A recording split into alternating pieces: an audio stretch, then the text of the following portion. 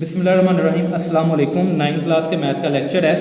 Exercise है 3.2। Question number 5 है, let u is equal to A B C D E F G H I J.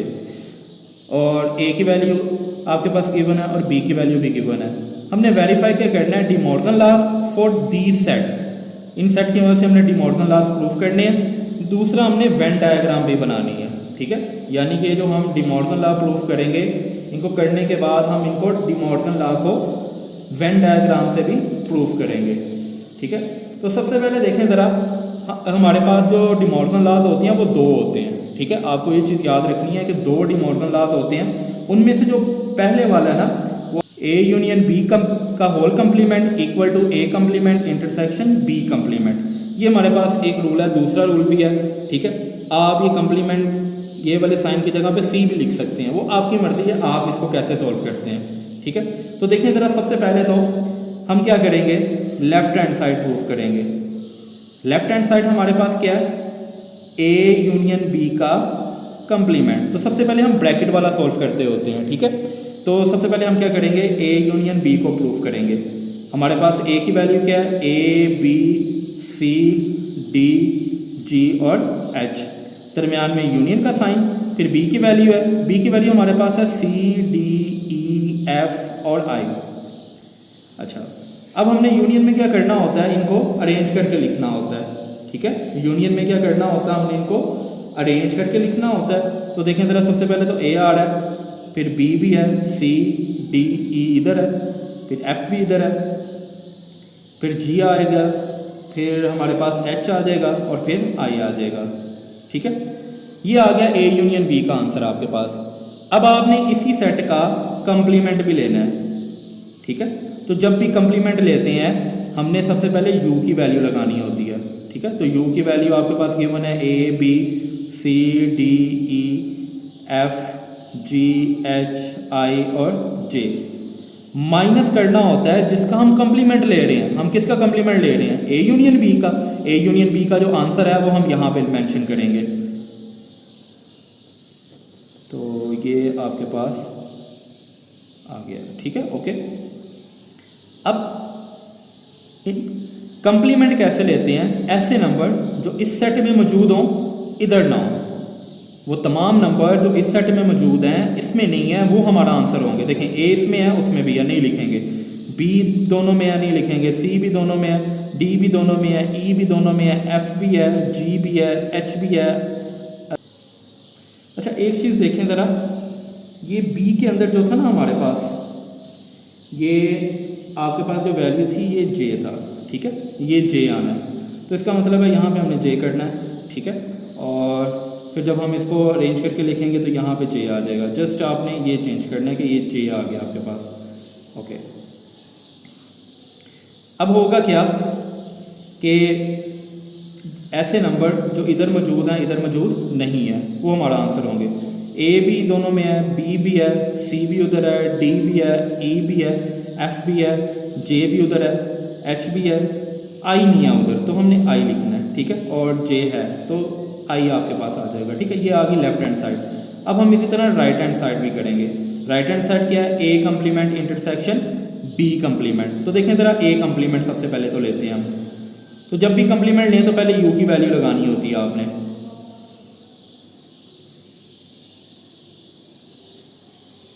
Minus जिस value का complement ले रहे हैं वो बाद में लगाएंगे। ए का कंप्लीमेंट ले रहे हैं तो ए की वैल्यू हम लगा देंगे।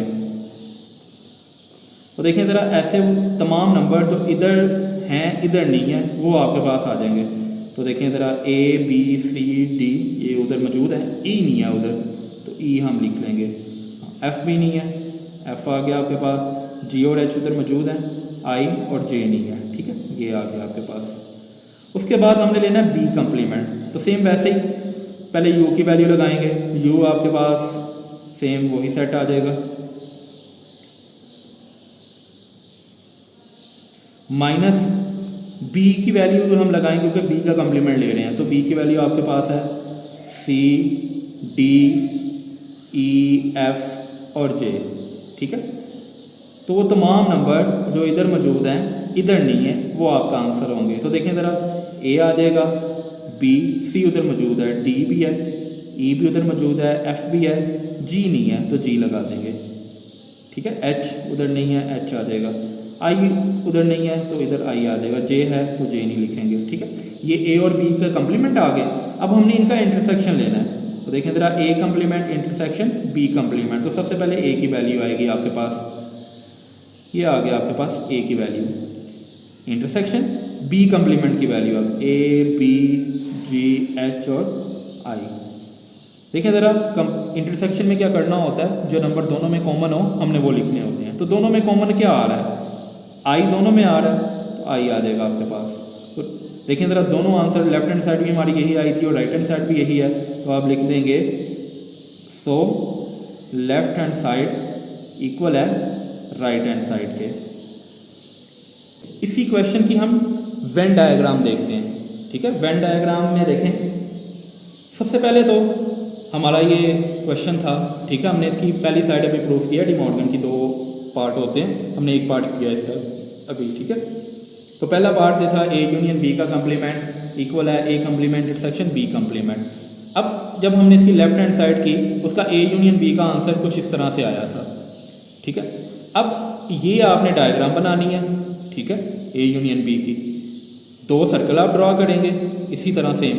ये जो बॉक्स होगा ना, ये यू को रिप्रेजेंट करेगा, यू को, ठीक है। अब देखें ज़रा, ये वाला सर्कल ए है और ये बी है, ए के जो सेट हैं वो इधर लिख देंगे आप रेंडमली और बी के सेट इधर, लेकिन ए और बी में जो 2 चीज़ें कॉमन है वो आप दरमियान में लिख लें, ठीक है। जहाँ पे दोनों सर्कल के दरमियानी एक एरिया आ रहा है उधर आप लिख लेंगे, सी और डी दोनों में कॉमन है तो वो आप इधर लिख लेंगे, ठीक है।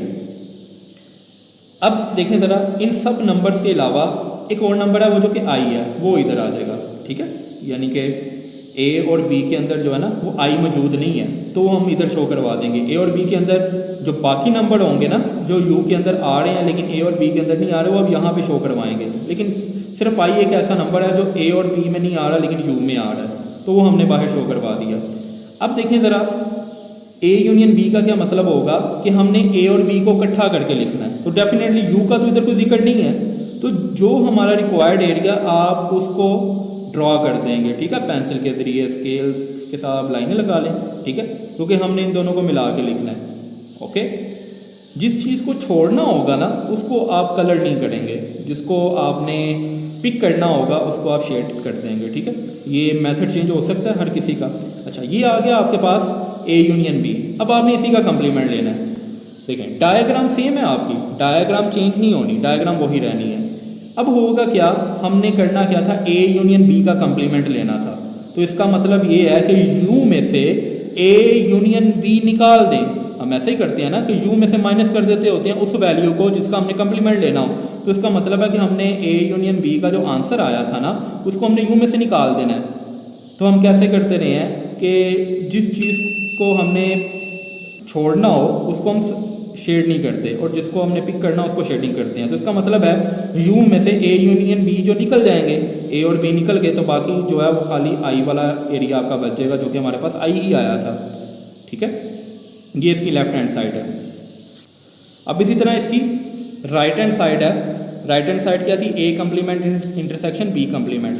तो ए कंप्लीमेंट क्या आया, ई एफ आई जी हमारे पास आया था, हमने अभी प्रूफ किया।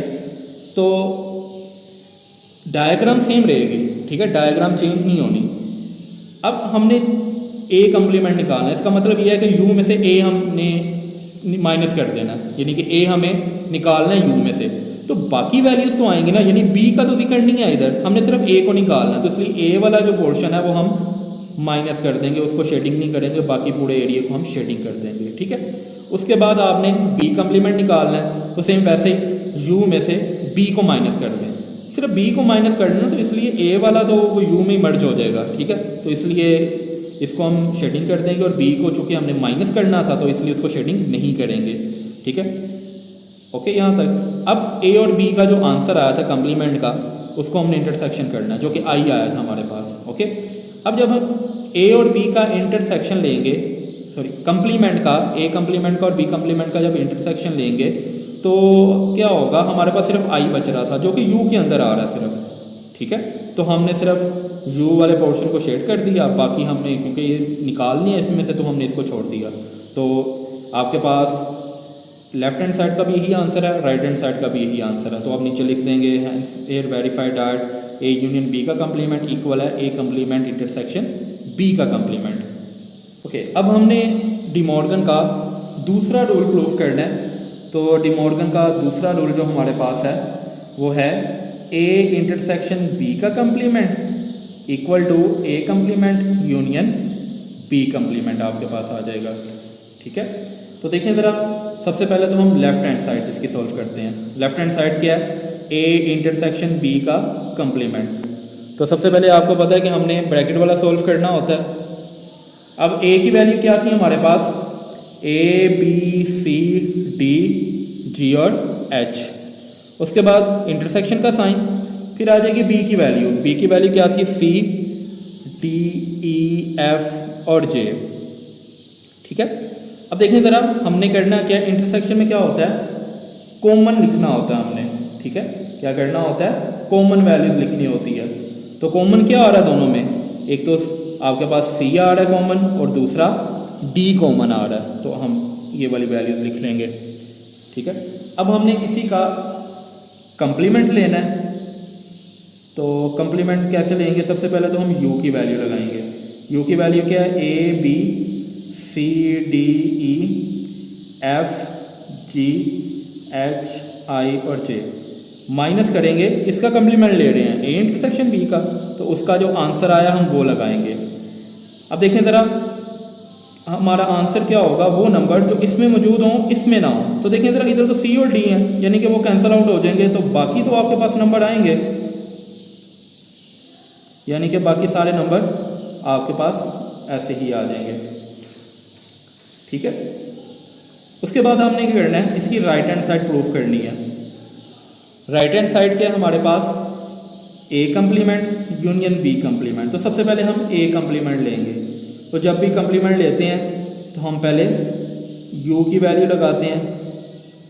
तो ये आपके पास यू की वैल्यू आ गई। ठीक है, माइनस किससे करेंगे? ए का कंप्लीमेंट ले रहे हैं तो हम ए की वैल्यू लगाएंगे। तो देखिए ज़रा, वो तमाम नंबर जो इधर मौजूद हैं इधर मौजूद नहीं है, वो हमारा आंसर होंगे। ठीक है, यानी ए कंप्लीमेंट का आंसर। तो देखें ज़रा, ई उधर नहीं है, उसके बाद एफ आई और जे, ये आपके पास सिंपल वैल्यू थी जो इधर मौजूद नहीं है। उसके बाद हम बी का कंप्लीमेंट लेंगे। तो सबसे पहले तो हम यू की वैल्यू लगाएंगे, माइनस फिर बी की वैल्यू। बी की वैल्यू क्या है हमारे पास? सी डी ई एफ और जे। तो ऐसे तमाम नंबर जो इधर मौजूद हैं इधर मौजूद नहीं है, तो वो कौन से होंगे हमारे पास? ए बी, बाकी सी डी ई एफ हम उधर मौजूद है, जी नहीं है उधर, एच भी नहीं है और उसके बाद आई भी नहीं है, जे उधर है तो वो नहीं आएगा। अब हमने क्या करना है? A complement union B complement लेना है। तो सबसे पहले तो ए कंप्लीमेंट का आंसर लिखेंगे हम, यू का साइन, फिर बी कंप्लीमेंट का, ए बी जी एच और आई। अब हमने करना क्या है? ऐसे इनको इकट्ठा करके लिखना है हमने यूनियन में। तो सबसे पहले ए आ गया, फिर बी, सी डी नहीं है, ई है, एफ है, उसके बाद जी है हमारे पास, फिर एच है, आई है और जे मौजूद है।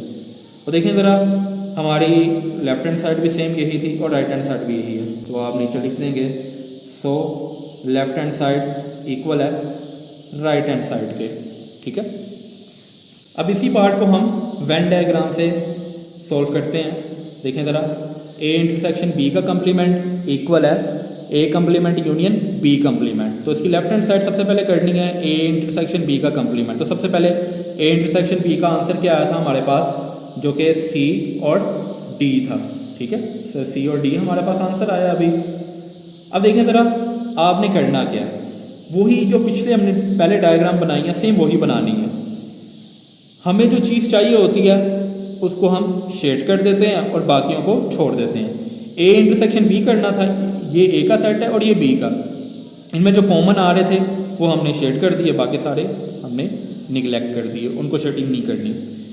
अब हमने क्या करना है? ए इंटरसेक्शन बी का कंप्लीमेंट लेना है तो यू में से माइनस करेंगे। इसका मतलब है ए इंटरसेक्शन बी का जो आंसर आया था जो कि सी और डी था उसको हमने यू में से माइनस कर देना है। तो यू में तो सारे नंबर मौजूद है तो इसका मतलब है जस्ट सी और डी नहीं आने क्योंकि ये हमने उसमें से माइनस कर देने हैं। ठीक है, तो फिर हम इसको छोड़ देंगे, बाकी जो आएगा वो हमारा आंसर होगा। ठीक है, बाकी सबको आप शेड कर देंगे। ये लेफ्ट हैंड साइड है हमारी। इसी तरह अगर आप इसकी राइट हैंड साइड देखें तो ए कंप्लीमेंट यूनियन बी कंप्लीमेंट। तो ए कंप्लीमेंट हमारा क्या है, जो है ई एफ आई और जे आया है, यानी ए कंप्लीमेंट जो है यू में से ए माइनस करना है, सिर्फ ए माइनस करना है, बी की बात नहीं हो रही। तो ए को हम छोड़ देंगे, बाकी सबको हम शेडिंग कर लेंगे कि ए हमने निकाल दिया। उसके बाद इसी तरह जब बी कंप्लीमेंट करना है तो बी को आपने छोड़ देना, बाकी सारे एरिया को आपने शेडिंग कर लेनी है। ठीक है, यानी कि बी हमने माइनस कर दिया। अब ए कंप्लीमेंट और बी कंप्लीमेंट का जो आंसर आया उसका हमने यूनियन लेना था। तो देखें ज़रा, ए कंप्लीमेंट और बी कंप्लीमेंट जो है वो सारा मिलके क्या बन रहा था, यू वाला सेट बन रहा था। ठीक है, यानी कि उसमें आई भी आ जाता है।